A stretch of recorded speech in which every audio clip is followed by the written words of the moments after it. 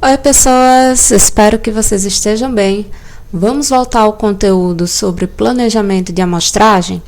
Pois bem, continuando, a gente vai fazer um apanhado geral. E aí a gente vai revisar algumas coisas, como para a gente, nosso planejamento de seleção do local, a gente precisa conhecer os objetivos do programa, ou seja, o objetivo do trabalho que vai fazer com que a gente faça o que propõe a gente fazer a amostragem do ambiente, tá? É muito importante levantar dados já pré-existentes na área onde a gente vai fazer essa amostragem.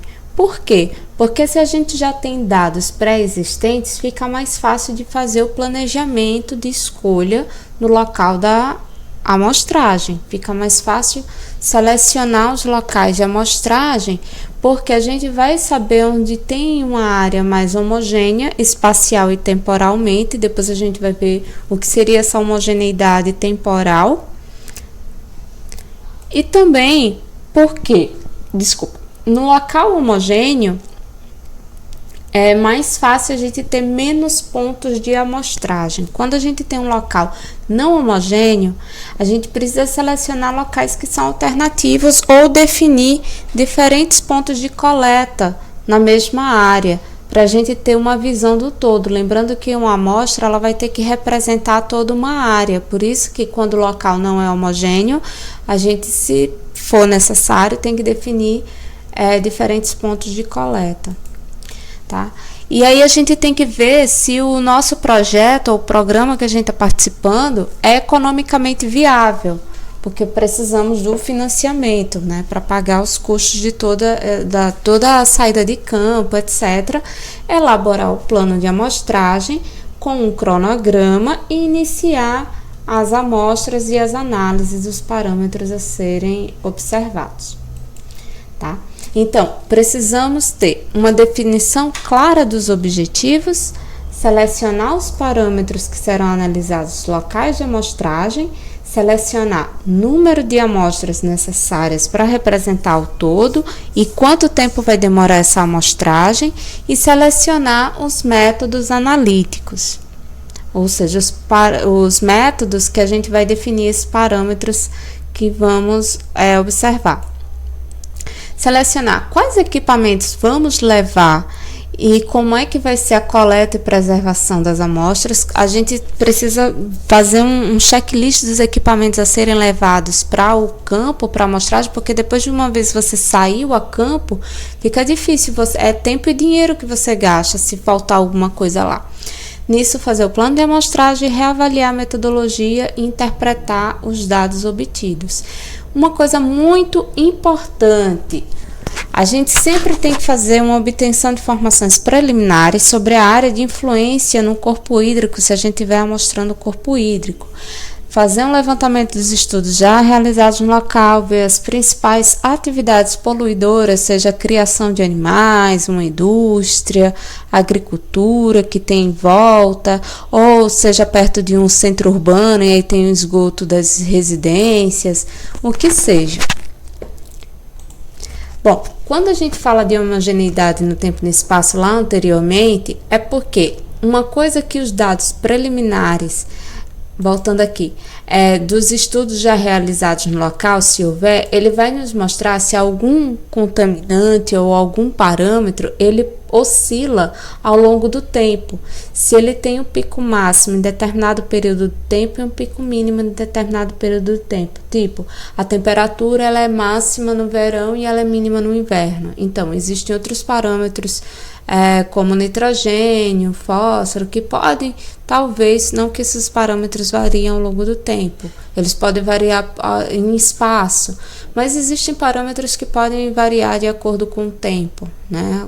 Que a gente chama de sazonalidade. E aí essa variação, essa amplitude vai ser maior ou menor dependendo do ambiente, das condições do local, dependendo da característica do local. É importante conhecer isso, por isso que é importante fazer um levantamento de dados preliminares. É importante também elaborar um CROC, com a localização dos possíveis pontos de coleta. Um croquis a gente faz como? Vocês lembram de georreferenciamento que vocês fazem um mapinha todo bonitinho lá no Google, usando o Google Earth ou o QGIS? Então, quando a gente faz a quadriculação daquele mapa, escolhendo os lugares que a gente vai coletar, a gente vai chamar aquilo de croquis, tá? E é importante que a gente faça uma visita à área de estudo antes de sair para a amostragem e georreferencia aquela área de estudo usando um GPS, delimitando direitinho o ponto que você vai.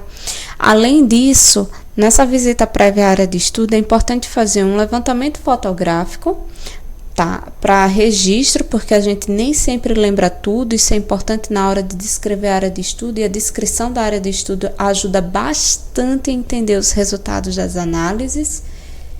É importante também conversar com as pessoas que moram na região, porque elas vão dar para vocês uma noção de como aquele ambiente pode estar sofrendo a influência antrópica, a influência de ser humano.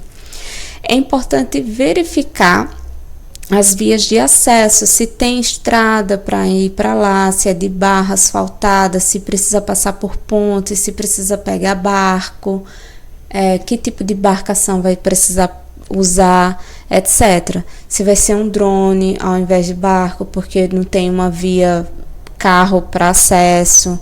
Isso é importante.